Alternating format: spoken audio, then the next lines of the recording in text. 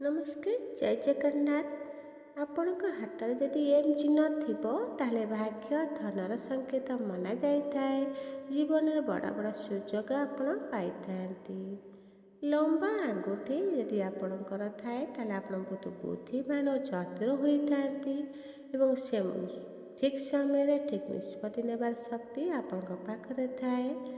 ପାଦ ତଳ ମସୃଣ ସୁନ୍ଦର ଥିଲେ ଏହା ଭାଗ୍ୟଶାଳୀ ହେବାର ଚିହ୍ନ ମନାଯାଇଥାଏ। ଏମିତି ଲୋକମାନେ ଜୀବନରେ କମ୍ ପରିଶ୍ରମ କରି ଭଲ ଫଳ ପାଇଥାନ୍ତି ଓ ଧନର ଅଭାବ ହୁଏ ନାହିଁ। ଚତୁର, ଚମକ ଓ ଆତ୍ମବିଶ୍ୱାସ ଥିବା ଲୋକ ସେମାନଙ୍କ ସୁଯୋଗକୁ ଆକର୍ଷଣ କରନ୍ତି। ଏମିତି ଲୋକମାନେ ଯେକୌଣସି କାମରେ ସଫଳ ହେବାର ଶକ୍ତି ରଖିବା ସହିତ ଧୀରେ ଧୀରେ ଏମାନଙ୍କର ଧନ ବୃଦ୍ଧି ହୋଇଥାଏ। ଏଇଥିରୁ କେତୋଟି ଯଦି ଆପଣଙ୍କ ପାଖରେ ଥାଏ ଦୟାକରି କମେଣ୍ଟରେ ଜଣାନ୍ତୁ। ଭିଡ଼ିଓଟି ଲାଇକ୍ ସେୟାର କରିବା ସହିତ ହାଇ ପଏଣ୍ଟ ଦେବା ସହିତ ସବସ୍କ୍ରାଇବ୍ କରିବେ। ଖାଦ୍ୟ ପଦାର୍ଥ ସର୍ବଦା ଉତ୍ତର ଦିଗକୁ ମୁହଁ କରି ଖାଇବା ଉଚିତ। ଏହି ସମୟରେ କେବେ କଥାବାର୍ତ୍ତା କରନ୍ତୁ ନାହିଁ। ସମ୍ଭବ ହୁଏ ରୋଷେଇ ଘରେ ବସି ଖାଦ୍ୟ ଖାଇଲେ ରାହୁଙ୍କୁ ଶାନ୍ତ କରିଥାଏ। କାଉ ଯଦି ଆପଣଙ୍କ ଦେଇଥିବା ଖାଦ୍ୟ ଖାଇଦିଏ ତାହେଲେ ପିତୃପୁରୁଷ ସନ୍ତୁଷ୍ଟ ହେଉଛନ୍ତି ବୋଲି ମନାଯାଇଥାଏ। କାଉ ଘର ପାଖରେ ଜଳପାନ କଲେ ଘରେ ସୁଖ, ଶାନ୍ତି, ସମୃଦ୍ଧି ବୃଦ୍ଧି ପାଇଥାଏ। ଶୁକ୍ରବାର ଦିନ ଦେବୀ ଲକ୍ଷ୍ମୀଙ୍କୁ ପଣସ ଅର୍ପଣ କଲେ ମା ଲକ୍ଷ୍ମୀଙ୍କ କୃପା ଲାଭ ମିଳିଥାଏ। ସମସ୍ତ ବାସ୍ତୁ ଓ ପୂର୍ବପୁରୁଷଙ୍କ ଏହି ସମସ୍ୟା ଦୂର କରିବା ପାଇଁ ପ୍ରତିଦିନ ଆପଣ ଠାକୁର ଘରେ କର୍ପୂର ଜଳାନ୍ତୁ। ଘରେ ଲୁଣିଆ ଜିନିଷରେ କଳା ପିମ୍ପୁଡ଼ି ଯଦି ପ୍ରବେଶ କରନ୍ତି ଜାଣି ନିଅନ୍ତୁ ମା ଲକ୍ଷ୍ମୀଙ୍କ କୃପା ଦୃଷ୍ଟି ଆପଣଙ୍କ ଘରୁ ନାହିଁ। ଘର ତିଆରି ଯଦି ଆପଣ ଶ୍ରାବଣ ମାସରେ କରୁଛନ୍ତି ତାହେଲେ ଆପଣଙ୍କର ସବୁ କାର୍ଯ୍ୟ ପୂର୍ଣ୍ଣ ହୋଇଯିବ। ଯଦି ଘର ତିଆରି ଆଶ୍ୱିନ ମାସରେ ଯଦି ଆପଣ କରୁଛନ୍ତି ରୋଗ ବୃଦ୍ଧିର ସମ୍ଭାବନା ଅଧିକ ଥାଏ। କାର୍ତ୍ତିକ ମାସରେ କଲେ ଘର ତାହେଲେ ଚୋରି ହେବାର ସମ୍ଭାବନା ଅଧିକ ଥାଏ। ଘରର ମୁଖ୍ୟ ଦ୍ୱାର ଯେତେବେଳେ କବାଟ ଲଗାଉଛନ୍ତି ତାହେଲେ 2 ଯୋଡ଼ା କବାଟ କରିବା ଉଚିତ, ଯାହାଦ୍ୱାରା ଘରର ଆର୍ଥିକ ସ୍ଥିତି ଭଲ ରହିଥାଏ। ଘରର ମୁଖ୍ୟ ଦ୍ୱାର ବନ୍ଦ ରଖିଲେ ବହୁତ ଶୁଭ ହୋଇଥାଏ। ନେଗେଟିଭ୍ ଉର୍ଜା ଘରକୁ ପ୍ରବେଶ କରେ ନାହିଁ। ପ୍ରତି ଶନିବାର ଦିନ ନିଶ୍ଚିନ୍ତ ଠାକୁର ଘର ସଫା କରିବାକୁ ଚେଷ୍ଟା କରନ୍ତୁ। ଠାକୁର ଘର ସଫା କରିବା ପରେ ଗଙ୍ଗା ଜଳ ଛିଞ୍ଚନ କରନ୍ତୁ। ପ୍ରତିଦିନ ଠାକୁର ଘର ସଫା କରିବା ପରେ ଦୀପ ଜଳାନ୍ତୁ। ପ୍ରତିଦିନ ତ ସଫା ଯେଉଁ କରୁଛନ୍ତି ଅଳ୍ପ ଅଳ୍ପ ଦୀପ ଜଳାଇବା ଉଚିତ। ଭୁଲରେ ମଧ୍ୟ ଏକାଦଶୀ କିମ୍ବା ଗୁରୁବାର ଦିନ ଠାକୁର ଘର ସଫା କରନ୍ତୁ ନାହିଁ। ସଫା କରିବା ସମୟରେ ଭୁଲରେ ମଧ୍ୟ ଫଟୋ ଗୁଡ଼ିକୁ ତଳେ ରଖନ୍ତୁ ନାହିଁ। ଯେତେବେଳେ ସଫା କରୁଛନ୍ତି ଭଗବାନଙ୍କ ଫଟୋକୁ ଗୋଟେ ପରିଷ୍କାର ଜାଗାରେ ରଖନ୍ତୁ। ପରିଷ୍କାର ସଫା କପଡ଼ା ଉପରେ ରଖିବା ଉଚିତ। 15 ନମ୍ବର, ପୂଜା କରିବା ସମୟରେ ପରଦା ପୂଜା ଯେତେବେଳେ କରି ସାରିଛନ୍ତି ପୂଜା କରୁଛନ୍ତି ତାପରେ ପରଦା ଲଗାଇବା ଉଚିତ। ସମସ୍ତ ବାସ୍ତୁ ପୂର୍ବପୁରୁଷଙ୍କର ସମସ୍ୟା ଦୂର କରିବା ପାଇଁ ପ୍ରତିଦିନ ଘରେ କର୍ପୂର ଜଳାଇଲେ ଆପଣଙ୍କ ସୁଖ ଶାନ୍ତି ବଜାୟ ରହିଥାଏ। ଭିଡ଼ିଓଟି ଦୟାକରି ଶେଷ ପର୍ଯ୍ୟନ୍ତ ଦେଖନ୍ତୁ।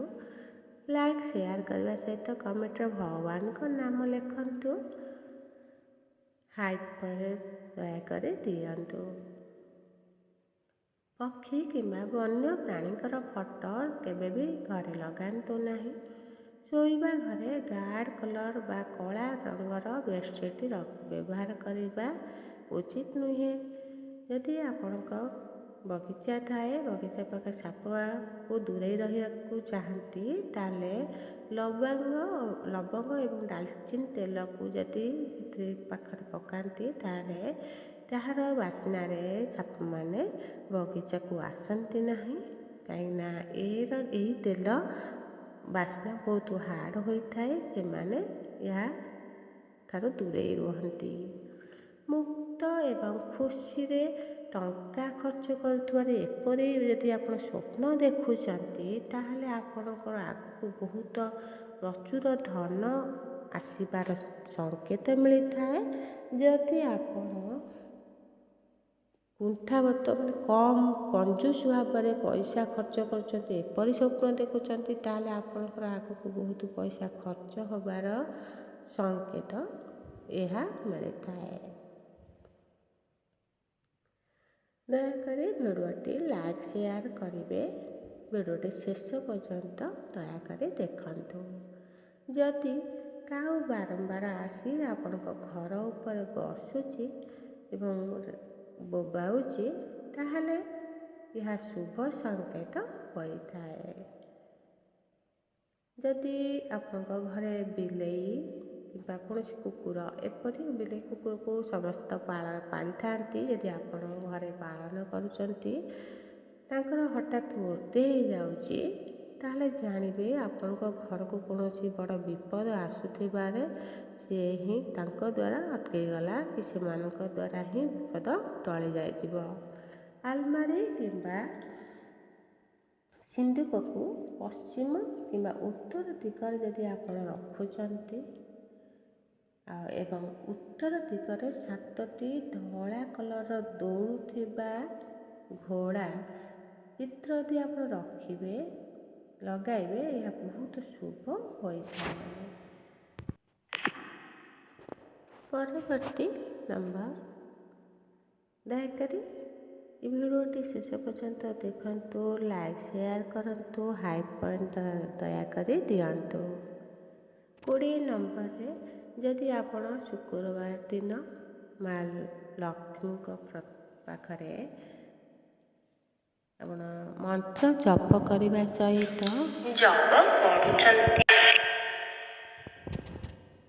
ପଦ୍ମ ମଞ୍ଜି ସହିତ ଯଜ୍ଞ କରନ୍ତୁ। ଦେଖିବେ ମା ଲକ୍ଷ୍ମୀଙ୍କ କୃପା ଆପଣଙ୍କ ପ୍ରତି ବହୁତ ରହିବ। ଆପଣଙ୍କ ଘର ପ୍ରତି ତାଙ୍କର କୃପା ଦୃଷ୍ଟି ପୁରା ବଜାୟ ରହିବ। ଏସବୁ ଜିନିଷ ଆପଣ ଧ୍ୟାନ ସହିତ କରନ୍ତୁ। ଦୟାକରି ଭିଡ଼ିଓରେ ଲାଇକ୍ ସେୟାର କରିବା ସହିତ ହାଇ ପଏଣ୍ଟ ଦିଅନ୍ତୁ ଏବଂ ସବସ୍କ୍ରାଇବ୍ ଯଦି ନ କରିଥିବେ ଦୟାକରି ସବସ୍କ୍ରାଇବ୍ ମଧ୍ୟ କରିଦିଅନ୍ତୁ। 21 ନମ୍ବର, ଶୁକ୍ରବାର ଦିନ ହଳଦୀ କୁକୁମ ସହିତ ଯଦି ଆପଣ ଦ୍ୱାର ବନ୍ଧରେ ପୂଜା କରୁଛନ୍ତି ଏହା ମା ଲକ୍ଷ୍ମୀଙ୍କର ବହୁତ ପ୍ରସନ୍ନ କରିଥାନ୍ତି। ମା ଲକ୍ଷ୍ମୀ ଆପଣଙ୍କୁ ଘରକୁ ପ୍ରବେଶ କରିଥାନ୍ତି। ତେଣୁ ଆପଣଙ୍କର ଆଗକୁ ଧନ ବଢ଼ିବାର ସୁଯୋଗ ଆସିଥାଏ। 22 ନମ୍ବର, ମଙ୍ଗଳବାର ଦିନ ଯଦି ଆପଣ କୌଣସି କଇଁଚି, ନେଲ୍ କଟର, ଛୁରୀ କିମ୍ବା ଛୁଞ୍ଚି ଏଭଳି ଧାରୁଆ ଜିନିଷରେ ଯଦି ଆପଣ କୌଣସି କାମ କରୁଛନ୍ତି ଏହାଠାରୁ ଦୂରେଇ ରୁହନ୍ତୁ। ଏସବୁ ଜିନିଷ କିଣିବା କଥା ବି ନୁହେଁ। ଏସବୁ ଜିନିଷ ଆପଣ କେବେ କିଣନ୍ତୁ ବି ନାହିଁ। ଏଭଳି ଦିନ ଗୁଡ଼ିକରେ ଏହି ଦିନ ଏସବୁ ଜିନିଷ କିଣିଲେ ଆପଣଙ୍କର ଘର ପ୍ରତି ଅଶାନ୍ତି ବଢ଼ିଥାଏ। ତା ସହିତ ଆପଣଙ୍କ ଘରକୁ ଅନର୍ଥ ବଢ଼ିବା ସହିତ ଏବଂ ପଇସା ପତ୍ର ଆସିବାରେ ମଧ୍ୟ ଅସୁବିଧା ହୋଇଥାଏ। ତେଣୁ ଏ ଜିନିଷକୁ ବ୍ୟବହାର କମ୍ କରିବା ସହିତ କିଣାକିଣି ମଧ୍ୟ କରନ୍ତୁ ନାହିଁ। ତାପର ନମ୍ବର, ଯଦି ଆପଣ ଦୟାକରି ଶେଷ ପର୍ଯ୍ୟନ୍ତ ଭିଡ଼ିଓଟି ଦେଖନ୍ତୁ, ତା ସହିତ ଲାଇକ୍ ସେୟାର ଓ ଭିଡ଼ିଓଟି ଯେଉଁ ଲାଷ୍ଟକୁ ଅଛି ଗୋଟେ ଚିହ୍ନ ତାର ହେଉଛି ହାଇ ପଏଣ୍ଟ, ଦୟାକରି ସେ ହାଇ ପଏଣ୍ଟଟା ଦିଅନ୍ତୁ। ନମସ୍କାର, ଜୟ ଜଗନ୍ନାଥ। ଯଦି ଆପଣମାନେ ଏ ଭିଡ଼ିଓଟିକୁ ପସନ୍ଦ ଆସେ ଲାଷ୍ଟକୁ କମେଣ୍ଟରେ ଭଗବାନଙ୍କ ନାଁ ସହିତ କିଛି ଲେଖିକି ଦିଅନ୍ତୁ। ପ୍ରତିଦିନ ଘରର ମୁଖ୍ୟ ଦ୍ୱାରରେ ଜଳ ଯଦି ଅର୍ପଣ କରିବା ଦ୍ୱାରା ମା ଲକ୍ଷ୍ମୀ ସ୍ଥାୟୀ ଭାବରେ ଘରେ ବାସ କରିଥାନ୍ତି। ଆଜିର ଦିନଟି ଆପଣଙ୍କ ପାଇଁ ଶୁଭମୟ ହେଉ। ଆପଣଙ୍କ ଦିନ ଆଜି ଆପଣଙ୍କ ଘର ପରିବାର ଲୋକେ ସୁଖ ଶାନ୍ତିରେ ରୁହନ୍ତୁ। ଭଗବାନ କରନ୍ତୁ ଆପଣ ବହୁତ ଉନ୍ନତିରେ ଘର ଆପଣଙ୍କର ଉନ୍ନତିରେ ହେଉ ଏବଂ ଆପଣ ଜୀବନ ସୁଖମୟ ହେଉ। ଶିବଲିଙ୍ଗର ଯଦି ଡାଳିମ୍ବ, ଆଖୁ, ସୋରିଷ ଫୁଲ ଅର୍ପଣ କରିବା ଦ୍ୱାରା ମା ଲକ୍ଷ୍ମୀ ପ୍ରସନ୍ନ ହୋଇଥାନ୍ତି। ତାହେଲେ ଆଜିର ଭିଡ଼ିଓଟି ମୁଁ ଏଇଠି ରଖୁଛି। ନମସ୍କାର। ଆଜି ଦିନଟି ଶୁଭମୟ ହେଉ।